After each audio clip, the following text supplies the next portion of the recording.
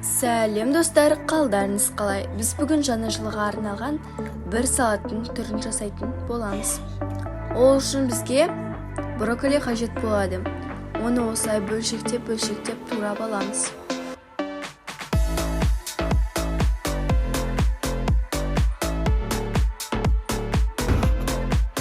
Содан кейін салатқа перец қосатын боламыз.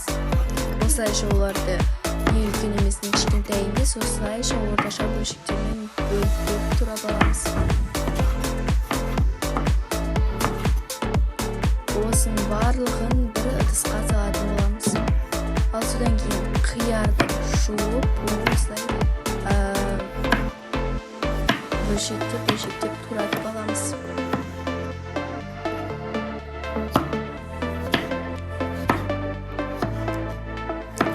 Содан кейін қызанақты да дәл солай жуып, осылайша бөлшектеп турап алатын боламыз.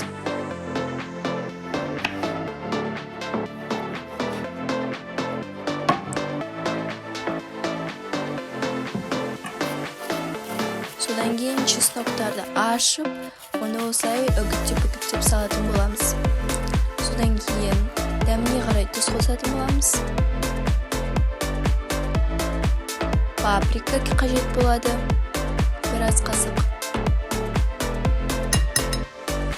Және де кептірілген кинзаны қолданатын боламыз. Біраз қасық. Соевый соуста қажет болады, біраз қасық. Ал содан кейін сұйық майды ыстық түрінде қосатын боламыз.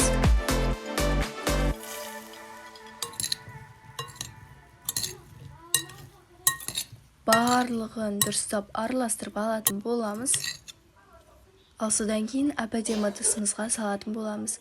Ал осымен бізге жаңа жылға арналған салаттың идеясы бір түрі дайын болды. Біздің парақшамызда көптеген салаттарды көре аласыздар.